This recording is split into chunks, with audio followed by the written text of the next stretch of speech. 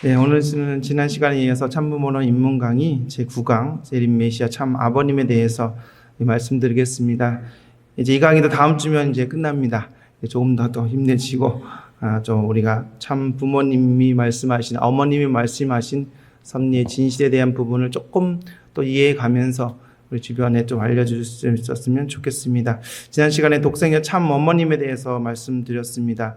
하늘 부모님께서 그토록 기다려오신 하나뿐인 딸 독생녀가 드디어 탄생하셨고 스스로 성장하여 순결을 지켜서 인류의 참 어머님이 되겠다고 결단하는 내용에 대해서 살펴보았습니다. 자, 이렇게 해서 하늘 부모님께서는 다시오마하신 예수님과 그리고 독생녀와의 혼인양 혼인잔치의 때가 왔음을 이제 알려주십니다. 그리고 독생녀는 하늘 부모님을 위하여 인류의 참 어머니의 자리에 나아갈 것을 결단하십니다. 그런데 독생녀 혼자만 가지고는 참 부모가 될 수가 없죠. 우리가 다 아시는 것처럼 다시오마하신 예수님을 만나서 어린 양 혼인잔치를 할 때 비로소 하늘 부모님을 온전히 닮은 참 부모의 자리에 나아갈 수가 있는 것입니다. 그렇다면 하늘부모님께서는 이 어린 양 혼인잔치의 때가 왔음을 알리고 이 독생녀가 스스로 책임을 완수하여 결단하여 나아가고자 했던 그때 예수님은 이미 재림하셨을까요? 그런 예수님은 언제 또 어떤 모습으로 오셨을까요? 그리고 어떻게 독생녀와 만나셨을까요? 하늘부모님은 물론이고 기독교인들까지 2000년 동안 하루같이 기다려온 재림 예수님의 어린 양 혼인 잔치는 어떻게 치러질까요? 그 내용에 대해서 한번 시작해 보도록 하겠습니다. 태초에 인간 시조인 아담은 타락으로 인해서 독생자의 자리를 잃어버렸습니다. 하지만 아담과 달리 예수님은 이 33년 생애를 통해서 하늘부모님과 일문일답하면서 스스로 개성 완성을 하셔서 비록 33년 생애를 가지고 십자가에 돌아가시긴 하셨지만 그 독생자의 정체성과 본질을 지키며 승리적 토대 위에 성화의 길을 가셨습니다. 그래서 이 예수님은 하늘부모님의 하나뿐인 아들이십니다. 그렇지만 예수님이 십자가의 죽음으로 인해서 예수님께서는 참 부모가 돼서 인류를 구원해야 될 책임이 있었기 때문에 아직 그 남아진 책임을 이루기 위해 계시록에 보게 되면 다시 오마하시고 다시 와서는 어린 양 혼인잔치를 한다고 예언하셨습니다. 그러나 이미 하늘나라에 가신 예수님께서 육신을 가진 채로 살아난다는 것은 불가능한 일이죠. 그러면 어떻게 예수님이 이 땅에 다시 오셔서 못다 이루신 책임을 완수하신다는 것일까요? 하늘부모님께서는 이 땅에서 예수님의 책임에 있어서 그 책임을 이어서 완수할 한 사람을 선택하시고 소명하십니다. 예수님께서는 하늘부모님의 특별한 부르심을 받은 그 한 사람에게 자신이 이룬 모든 승리적 기반을 전수하셔서 메시아의 사명을 인계하시게 되고요.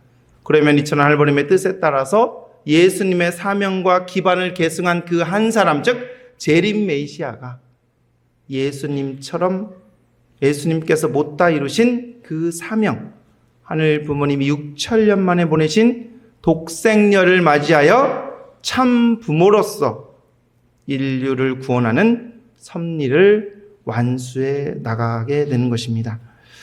그럼 이와 같은 원칙에 따라서 예수님의 재림이 이루어진다면 그것은 언제, 어디에서 이루어질 것입니까?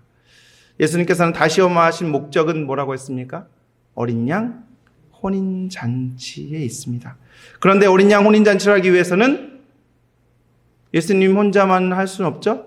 독생녀가 탄생되어야 합니다. 그렇기 때문에 재림이 이루어지기 위해서는 먼저 독생녀를 이 땅에 보내겠다는 탄생의 확정이 되어야 재림 메시아가 보내줄 수 있다는 것입니다.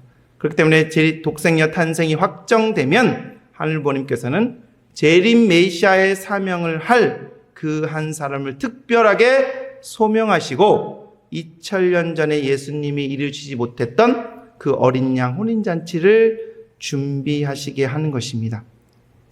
지난 시간에 살펴본 바와 같이 하늘 부모님은 예수님을 십자가에 보낸 유대민족 가운데는 독생녀를 보내실 수 없다고 말씀드렸습니다. 마찬가지로 하늘 부모님께서는 독생녀를 보내기 위해서는 새로운 선민을 택하시는데 그 선민이 한민족인 것입니다. 그 한민족 가운데 다시오마하신 예수님의 재림이 이루어지도록 준비하셨던 것입니다.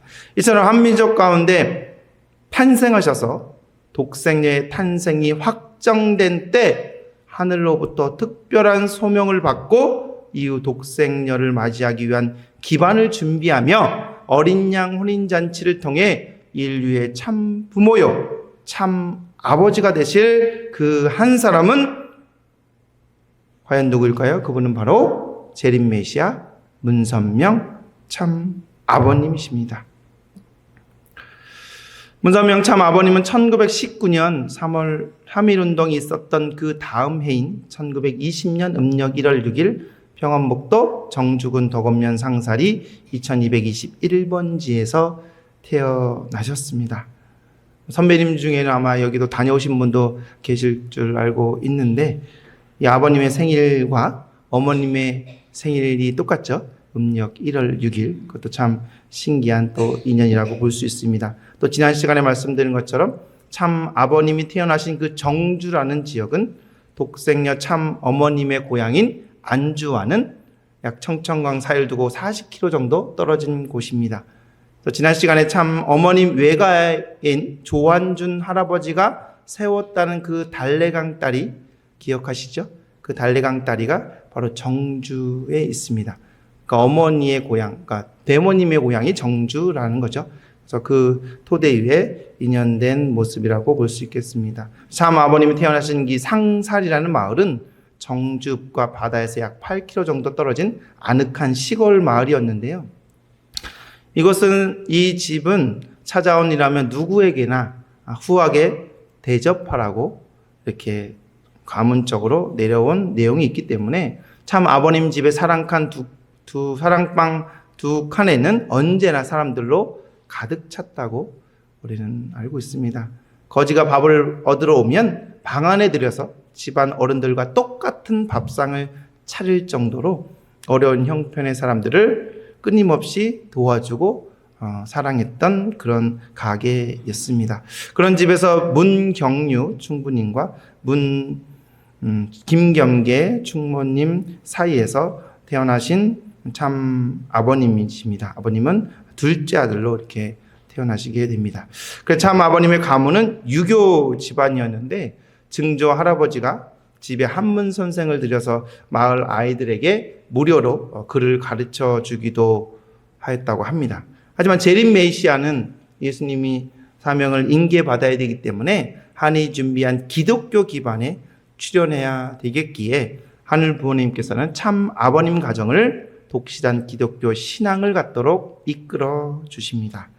그래서 참 아버님의 할아버지의 3형제 중에 막내였던 문융국 할아버지는 1910년에 장로교에 입교하시게 됩니다.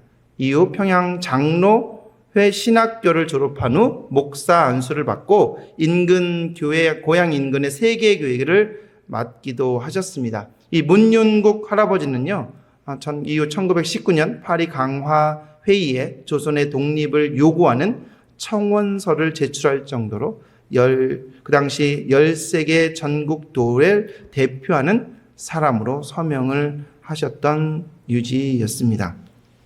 그리고 1921년에는 고향 일가와 교회 신도들을 설득해서 그 당시 돈 7만 환, 쌀로 따지면 약 4,270가마니를 살 수 있는 그 거액을 상하이 임시정부에 군자금으로 보낼 정도로 독립운동도 하셨던 분입니다. 당시 참 아버님 집안에는 이제 많은 어려운 일들이 연달아 이루어지게 됩니다. 자서전에 보게 되면 일가의 식구들이 여러 객사하게 되고 돼지 7마리가 우물에 빠져 죽기도 하고, 또 형제들이 어린 날에 연기에 가기도 하고, 영문 없이 참 아버님의 형님이었던 형님이 정신질환에 시달려 쉴 새 없이 어려움이 이 가문에 몰아칩니다. 그러던 중 참 아버님의 형님이 교회에서 안수 기도를 받고 치유되면서 가족들이 장로교 신앙을 시작하게 되었습니다. 그 기독교에 입교하는 참 아버님은 인간의 고통과 슬픔, 삶과 죽음과 같은 근본 문제를 놓고 고민하며 하늘 부모님께서 눈물로 간구하게 됩니다. 왜 이렇게 수많은 고통이 존재하는지, 왜 하나님은 이 문제들을 해결해 주시지 않는지, 또 나는 누구이고 어디서 왔으며 내 삶의 목적은 무엇인지 끊임없이 고민하며 하늘 부모님께 매달려 기도하십니다. 그래서 하늘 부모님께서는 예정된 때가 되자 참 아버님을 부르십니다. 그때가 언제라 그랬습니까? 하늘 부모님께서 독생녀의 탄생을 확정하신 그때, 바로 1934년 3월 5일 한승훈 대부님과 홍순애 대모님의 혼인하는 날을 기하여 그 가정에 이제 독생녀가 탄생시킬 것을 확정하시고, 어디에? 한민족 선민 가운데 선의 공적이 많은 문씨 가문에 문선명 참 아버님을 소명하셔서 예수님이 장성할 때까지의 성취한 모든 승리적 기반과 못다 이루신 참부모의 사명을 예수님으로부터 인계받게 하십니다. 우리가 잘 아시는 것처럼 1935년 4월 17일 새벽 근처 묘두산에 아버님이 밤새워 울며 기도하던 16세 참 아버님 앞에 예수님께서 영적으로 나타나십니다. 참 아버님은 두려움과 감격 속에 예수님의 슬픈 얼굴을 보고 그 음성을 또렷이 들으셨습니다. 예수님께서는 고통받는 인류 때문에 하늘 부모님께서 슬픔에 잠겨 계신다라고 말씀하십니다. 기쁨과 영광의 보좌에 앉은, 그리고 우리를 군림하시는 그런 전지전능하신 하늘 부모님이 아니라 자식을 잃어버린 부모로서 가슴이 미어지는 슬픔과 한 맺힌 외로움 속에 고뇌하는 하늘 부모님이시라는 것이었습니다. 그러면서 그런 하늘 부모님의 섭리를 위해 예수님이 못다 이루신 사명을 대신 맡아달라고 부탁하셨습니다. 그래서 인류의 죄악과 고통의 불행으로부터 건져내어 한 많은 하늘 부모님을 해방해드리는 일, 본래 예수님이 지상에서 하늘 부모님을 위해 이루고자 했던 그 참부모의 사명을 대신 감당해달라고 당부하신 것입니다. 그 당시 아버님의 나이는 16세 어린 소년이었습니다. 이런 엄청난 경험을 하고 어떤 마음이셨을까요? 한번 생각해 보겠습니다. 만약 내가 16세 저 어린 소녀라면 나는 어떻게 할 수 있을까? 저번에도 말씀드린 것 같은데 제 아들이 이제 15, 17입니다. 이 아들들에게 예수님이 나타나서 너가 대신 사명을 다해달라 그러면 얘들이 감당할 수 있을까? 그죠? 우리도 마찬가지죠. 하지만 그 아버님은 그 간절한 마음을 가지고 하늘부모님의 그 소명을 받아들이시고, 내가 아니면 몇 번 거절했다고 하시죠. 하지만 내가 아니면 나와 같은 사람을 또 이렇게 만나서 하시기란 쉽지 않기 때문에 결단하며 나아가셨던 것입니다. 참 아버님 자서전에 보면 참 아버님은 어렸을 때부터 정이 많으셨다고 하죠. 눈이 작아서 어렸을 때 쪼꼼눈이라는 별명도 있었고, 또 별명 중에 하나가 하루우리, 하루 종일 우니까 하루우리. 이 아이를 기르기 참 쉽지 않겠죠. 하루 종일 우니까. 그래서 옳다고 생각한 것은 하루 종일 울면서라도 부모를 설득했던 그런 모습. 그 내용이 뭐냐면 친구가 아프면 치료비를 대주자고 울며 졸았고, 밥이 굽는다면 그 쌀을 퍼다 주고, 식구들이 한 달 내내 먹으려고 떡을 준비해 놓으면 그 바구니째 갖다가 가난한 아이들을 도와주고, 또 친구 도시락이 내 도시락보다 변변치 않으면 바꿔서 먹자고 편했고, 또 문씨 일가가 그렇게 많이 살던 마을에 소외된 집이 있으면 한 식구처럼 드나들며 챙기셨던 정이 많았던 참 아버님. 그런 소년이 하늘부모님의 사랑을 알게 되고 십자가의 길을 가신 예수님을 더욱더 사랑하게 되었을 때 그 기도 중에 영적으로 예수님을 만나게 되었던 것입니다. 가정적으로 여러 어려움을 겪고 일제치하의 민족적 순환을 감내해 가면서 인류의 고통과 슬픔을 해결해 달라고 밤새워 눈물로 기도하시고 있던 때였습니다. 그렇게 참 아버님은 엄청난 그 사명을 들이시고 몇 번이나 거절하셨지만 당신을 부르신 하늘부모님의 그 서글픈 사정을 모른 채 할 수는 없었습니다. 그래서 결국 내가 끝까지 거절하면 나와 똑같은 사람을 찾을 수 없을 것이라는 생각에 예수님의 사명을 받아들이시고 참 부모의 길을 가기로 결단하십니다. 참 아버님은 재림 메시아로서 독생녀를 맞이하여 어린 양 혼인잔치를 하기 위한 기반을 준비하셔야 했습니다. 그것은 2000년 전에 예수님께서 준비하셔야 했던 기반으로서 예수님의 사명을 인계받은 참 아버님이 이루어야 할 책임이었습니다. 그 책임은 세 가지 있는데, 먼저 예수님이 밝히지 못했던 진리의 말씀을 찾아서 독생녀를 환영할 수 있는 기독교 환경권을 조성하고, 국가적 기반 위에 독생녀를 맞아 어린 양 혼인잔치를 올릴 준비를 해야 되는 것이었습니다. 그 중에서 참 아버님이 제일 먼저 해야 될 사명, 섭리적 사명은 바로 예수님이 미처 다 말씀하지 못하신 하늘 부모님의 진리를 찾아 선포하는 것입니다. 참 아버님은 하늘 부모님 또한 예수님과 문답하시고 또 영계와 교통하면서 인생과 우주 그리고 역사의 진리를 탐구하는 책임을 필사적으로 완수해야 했습니다. 무엇보다도 하늘부모님의 구원 섭리가 집약적으로 담겨있는 성경을 수없이 독파하고 연구하면서 깊은 기도와 함께 그 안에 담긴 섭리적 비밀을 파헤쳐 나가셨습니다.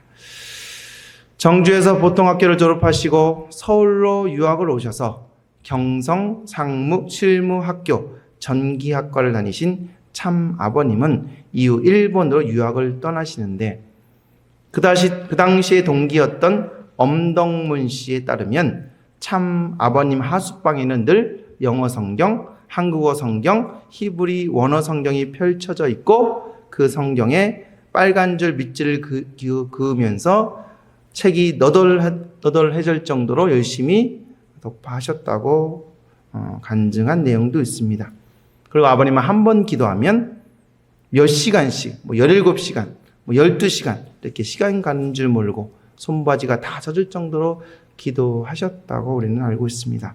그런 과정 속에 참 아버님은 하늘 부모님과 인간의 관계는 부모와 자녀의 관계다라는 진리의 핵심을 찾으셨습니다. 그래서 인간을 사랑하는 자녀로 창조하셨으나 그들이 타락하여 자녀를 잃은 슬픈 하늘 부모님이 되셨던 것도 그들의 본래 자리로 복귀하기 위해서는 고통스러운 구원 섭리 역사를 진행해 오셨다는 사실도 알게 되셨습니다. 그래서 독생자 예수님이 유대민족의 불신으로 억울하게 돌아가셨으며 다시 재림해서 참 부모가 되어야 한다는 비밀도 밝혀내십니다.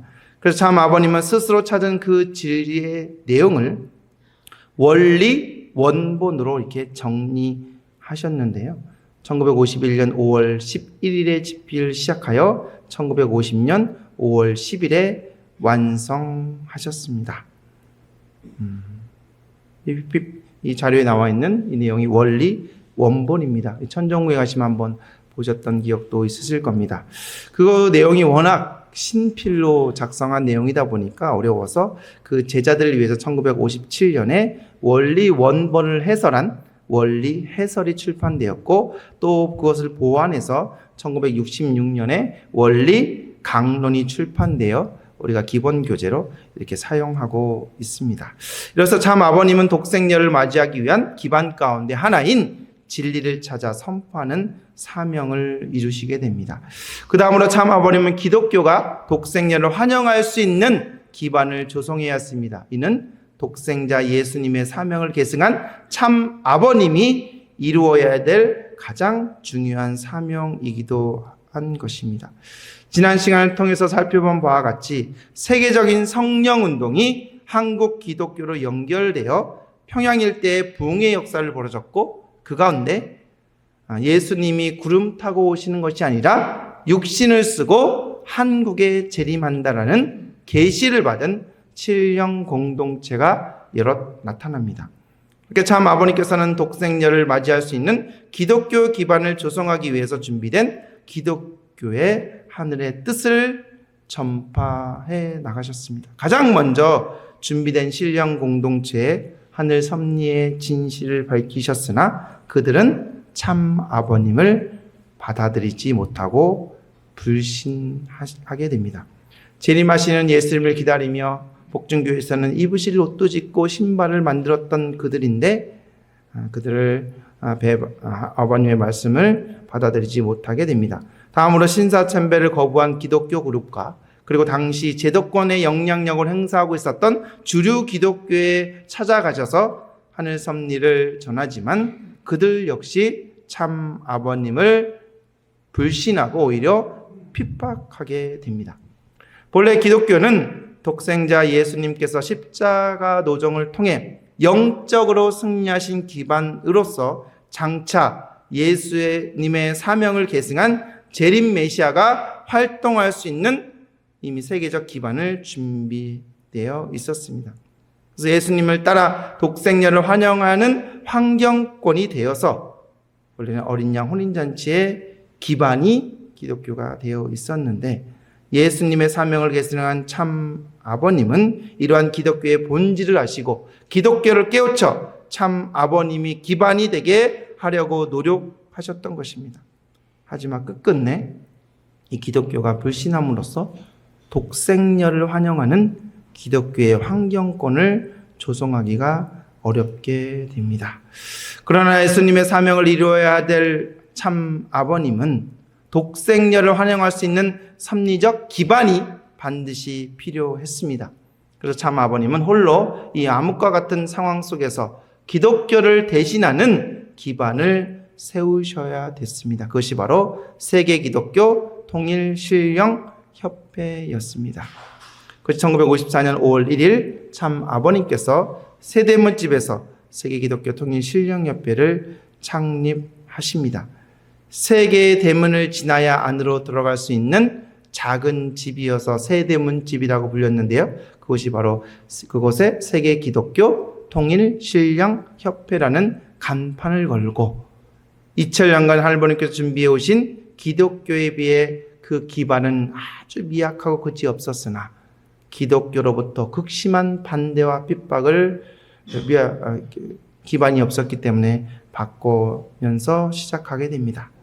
그리고 협회 창립 이후에 일통일교회는 열악한 환경 가운데 1954년 이화여대와 연세대 등의 기독교 대학에 가서 많은 전도 활동을 통해서 폭발적인 전도를 일으키게 됩니다. 그 당시 이화여대 기독교 학과장이었던 김혁은 교수도 김환란 당시 이화여대 총장의 지시로 이 폭발적으로 통일교회에 가니까, 그 당시 서울교회라고 했습니다. 그곳에 가니까 그곳에 가서 전도되는 것을 막기 위해서 김영은 그 교수를 보내지만 그분도 전도되는 그런 모습이 우리는 알고 있습니다. 당시 이화여대 연세대는 외국으로부터 선교 지원을 받았던 기독교 기반의 학교였기 때문에 많은 학생들이 통일교회에 가니까 위기감을 느끼고 결국 이 학생들과 교수들을 퇴학시키는 데 이르게 됩니다. 초반에는 부당한 대학의 처사를 비판했던 언론들도 이제 정부와 기독교단의 압박으로 말미암아 연일 비방 기사를 쏟아내기 시작하죠. 그래서 기독교의 단체에는 80여 통의 투서를 보내서 1955년 7월 4일 우리 참 아버님이 서대문 형무소에 수감되기에 이릅니다. 그로부터 3개월 후에 10월 4일에 결국 무죄로 석방되지만 처음에는 많은 비방 기사를 언론에 냈지만 나오실 때는 아주 작은 그런 기사만 났던 그런 모습을 우리는 알 수 있습니다. 그때 이후로 통일교가 우리 한국 사회에서 많은 어려움을 겪고 있습니다. 해방 후 한국 정부는 요직에는 기독교인들이 많이 있었습니다. 참 아버님이 기독교 내에 환영받을 수 있는 기반을 형성하게 되면 한국 정부와 연결되어 국가적 차원에서 우리 독생녀를 맞이해서 어린 양 혼인잔치 할 수 있는 환경을 조성할 수 있었던 것입니다. 그래서 아버님은 1945년부터 1954년까지 이렇게 섭리적 노정을 출발해서 이 한국 사회 기독교 기반의 국가적 기반 위에 하늘버님의 뜻을 펼치고 하셨지만 기독교의 불신과 박해로 또 국가적 차원에서 환경을 조성해야 되는데 어려움을 겪었기 때문에 그것을 대신해서 참 아버님은 1954년 협회 창립 이후 미국과 일본에 선교사를 파견하시는 조건으로 1958년에 최봉춘 선교사를 일본에 파송하셨고 1959년 김영훈 선교사 그리고 김상철 선교사를 미국으로 파송한 토대 위에 국가적 기반을 대신한 조건적 섭리를 이루게 되십니다. 이로써 참 아버님은 독생녀를 맞이하여 성혼하기 위한 섭리적 환경을 조건적으로 갖추셨습니다. 그러나 있는 실체적 기독교 환경권과 국가적 기반을 세운 토대가 아니었기 때문에 참 부모님은 기독교와 정부의 핍박 속에서 어린 양 혼인잔치 즉 참 부모님의 성혼식을 올리셔야 했고 그 구원 섭리는 밑바닥에서부터 다시 시작되어야 했습니다. 당시 참 어머님은 대모님과 함께 춘천에서 생활하고 계셨습니다. 하루는 신령 공동체 대표의 인물 중 하나였던 김성도 부인의 장남인 정석천 씨가 편지를 오게 됩니다. 같이 그 성주교단에서 같이 신앙생활했던 그분과 연결돼서 연락이 오는데 성주교회 같은 교회가 서울에 있으니 빨리 와서 말씀을 들어보라는 계시를 받게 됩니다. 어머니였던 김성도 부인이 이제 자식들을 앉혀놓고 돌아가시기 전에 이렇게 예언했습니다. 나와 마찬가지로 음란 집단으로 오해받아 핍박을 당하고 옥고를 치르는 교회가 나타나면 참된 교회인 줄 알고 찾아가라 라는 유언을 남겼습니다. 우연히 신문을 보도된 이화여대 태학 사건에 대한 기사를 읽고는 어머니 유언이 떠올라 언론 보도된 통일교회 수소문에서 이 정석천 씨가 찾아갔던 것이죠. 그리고 일주일 동안 조금 전에 보내드렸던 원리강론 강의를 듣고 입교하게 되었습니다. 그렇게 대모님은 그 소식을 듣고 서울로 올라와 처음 참 아버님을 만나게 됩니다. 놀랍게도 고향에 있을 때 두 번이나 꿈에 나타나 뵈었던 그 주님의 얼굴이었습니다. 그렇게 해서 대모님은 교회에 입교하게 되고 이듬해인 1956년 참 어머님과 함께 서울로 올라오게 되는데요. 그해 3월 세대문집에서 옮겨온 청파당 교회에서 처음으로 참 어머님과 참 아버님이 만나게 되십니다. 그렇게 참 아버님은 참 어머님을 만나시고 대한민국에 한학자가 태어났다. 대한민국에 한학자가 태어났다. 대한민국에 한학자가 태어났다고 3번 읊조리듯이 반복하십니다. 그리고는 59년 가을이 지날 무렵 지난 시간에 말씀드린 것처럼 하늘 부모님께서 참 어머님께 직접 나타나시어 어린 양 혼인잔치에 때가 왔음을 알려주시게 됩니다. 또 하늘부모님은 1960년 음력 3월 6일 어린 양 혼인잔치에 거행된 날짜를 먼저 발표하고 있었습니다. 하지만 신부가 누군지 모르고 있었어요. 그런데 참 아버님께서는 여러 영적 계시 가운데서 드디어 독생녀 참 어머님을 찾으시고 하늘부모님께서 예비하신 바로 그날 어린 양 혼인잔치를 올리게 됩니다. 성경에 보면 어린 양 잔치는 재림 메시아가 와서 인류를 구원하는 잔치로 기록되어 있습니다. 이 어린 양 잔치는 인류 역사 이래 처음으로 하늘 부모님의 혈통을 가진 아들과 딸이 참된 부부로 혼인하여 인류의 참 부모가 되는 의식으로서 참 아버님과 참 어머님, 즉 참 부모님 성혼식을 의미합니다. 그 당시 어린 양 혼인잔치는 참 부모님이 약간의 꽃으로 장식된 소박한 집에서 성혼식을 치르며 생이 다하는 날까지 하늘 부모님과 인류를 위해 밤낮으로 일할 것을 하늘 부모님 앞에 맹세하셨습니다. 그렇게 참 부모님은 수십 년이 흐른 지금도 그날의 맹세를 마치 어제 일처럼 기억하고 계십니다. 참 부모님 성혼식은 하늘 부모님께서 그렇게도 오랫동안 소망하셨던 하늘 부모님의 창조 이상이 이루어지는 역사적인 날이었습니다. 그렇게 하늘 부모님께서는 아담과 헤아가 온전히 성장하여 하늘 부모님의 축복 속에 성혼함으로써 하늘 부모님을 닮은 참 부모가 되고 참 가정이 이루시기를 바라셨습니다. 아담이와 타락으로 그 꿈은 연장되었고 하늘 부모님은 인류를 구원하기 위해 구원 섭리 역사를 시작하시게 됩니다.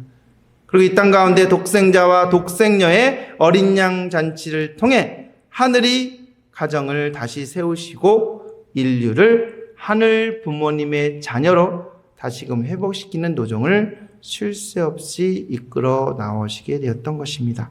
그리고 이날 하늘 부모님, 참 부모님 성혼식을 통해 비로소 하늘 부모님과 타락 인간이 본래와의 부모와 자녀의 관계로 회복할 수 있는 그 길이 열리기 시작되었던 것입니다.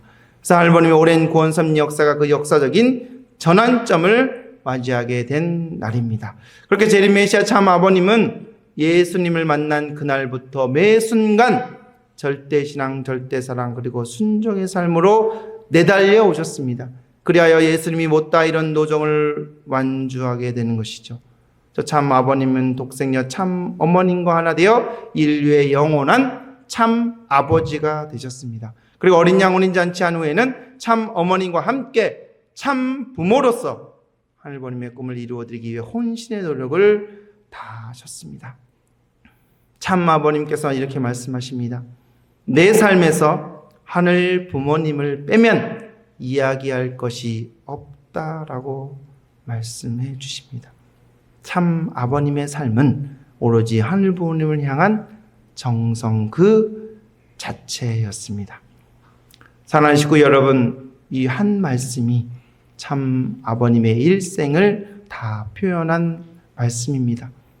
부기도 영화도 학문도 성공도 어떤 인간적 자랑도 참 아버님 삶에는 없었습니다. 오직 하늘 부모님 한 분, 오직 그 분을 뜻을 이루어 드리겠다는 그 한 마음, 그것이 참 아버님의 전부이셨습니다. 자, 그렇다고 한다면 우리는 어떻습니까? 우리도 똑같이 말할 수 있겠습니까? 내 삶에서 참 부모님을 빼면 이야기할 것이 없습니다. 라고 여기 계신 모든 분들이 고백할 수 있는 참된 자녀가 되기를 기원드립니다. 이제부터 재림 메시아 참 아버님은 독생녀와 성혼하여 하늘 부모님과 온전히 하나 된 참 부모로서 인류를 구원하고 하늘 부모님께서 꿈꾸셨던 평화의 세계를 이루어 나아가고 계십니다. 참 아버님은 하늘 부모님의 나라를 찾아 하루라도 단 하루라도 그곳에 살고 싶다는 소원을 늘 기원절 되기 전까지 매일매일 훈독회 때 우리는 말씀을 들었습니다. 그렇다고 한다면 성혼식 이후에 어린 이런 독생녀 참 어머님과 재림 메시아 참 아버님의 삶은 어떠하셨을까요? 이제 하늘부모님의 꿈인 참 부모가 이 땅 가운데 오시고 어린 양 혼인잔치를 통해서 그 뜻을 이루셨습니다. 영화에 보게 되면 주인공이 그 원하는 바를 다 이루게 된 거죠. 그렇게 되면 잘 먹고 행복하게 살았습니다 라고 끝나죠. 하지만 참 아버님과 참 어머님의 그 삶은 그렇게 간단하게 그렇게 되지는 않으셨습니다. 왜? 그 당시 기독교 기반이 미약해서 세계 기독교 통일 신령협회를 창립하셨고 그 기독교 그 기반이 너무 약했기 때문에 세상의 온갖 반대와 핍박을 받는 상황 가운데 선교소를 파송하는 것으로 국가적 기반을 대신하는 최소한의 조건적 기반 위에 우리 어린 양 혼인잔치를 치르셨기 때문에 참 부모님과 참 그 삶은 아주 힘든 노정을 걸으셨다는 것을 우리는 다 알고 있습니다. 그렇게 되면 우리 참 부모님은 어떻게 타락한 인류를 회복시켜 나아갈 수 있을까요? 아무런 기반도 없는 그 밑바닥에서 어떻게 하면 하늘 부모님의 꿈을 이루어 나아갈 수 있으셨을까요? 그 참 부모님 성원식 이후에 기원절까지, 그리고 지금 섭리적 내용은 다음 시간에 제10강 천일국 섭리와 나라는 제목을 가지고 말씀을 나누도록 하겠습니다. 오늘 제리메시아 참 아버님에 대해서 말씀드렸습니다. 하늘 부모님의 꿈을 이루어드리기 위해 온 일평생을 살아오신 참 아버님의 삶을 이번 한 주간도 생각하고 묵상하시면서 생활 가운데 주신 말씀 중 한 가지라도 실천해서 참 아버님께 기쁨을 돌려드리는 일신대교의 식구님 되시기를 바라면서 말씀을 마치도록 하겠습니다. 잠시 기도하겠습니다. 존경합시다. 하늘 부모님, 사랑 없는 천지인 참 부모님, 오늘 이 시간 6천년 섭리의 결실로 이 땅에 오신 제림메시아 참 아버님의 발자취를 다시 한번 마음에 새기는 거룩한 시간이 되었습니다. 1920년 평안북도 정주에서 탄생하시어 16세 어린 나이에 묘두산에서 예수님을 친히 만나시고 일생을 가스밭길로 걸어가시며 박해와 옥고와 외로움 가운데서도 끝까지 하늘부모님 한 분만 바라보시며 어린 양 혼인잔치의 길을 완성해 주신 그 사랑 앞에 저희가 머리 숙여 깊이 감사드립니다. 이제 저희가 묻고자 합니다. 우리는 참 부모님의 자녀로서 어떻게 살아야 할 것입니까? 어떻게 하늘부모님과 참 부모님께 기쁨을 돌려드릴 수 있겠습니까? 오늘 말씀을 통해 우리 가정과 삶 가운데서 하늘 부모님과 참 부모님 모시고 사는 참된 자녀의 본이 되게 하여 주시옵소서. 내 삶에는 참 부모님 빼면 이야기할 것이 없다라고 고백하며 살아가는 일신대교의 식구들이 되게 허락하여 주시옵기를 바라옵고 원합니다. 이번 한 주간도 하늘부모님의 실체로 모시고 사며 책임을 다하는 천일국의 참된 자녀가 되겠습니다. 함께하여 주시옵소서. 이 모든 말씀 홀리마다오늘 모신 축복가정 겸 예물로 감사하기도 드립니다. 아주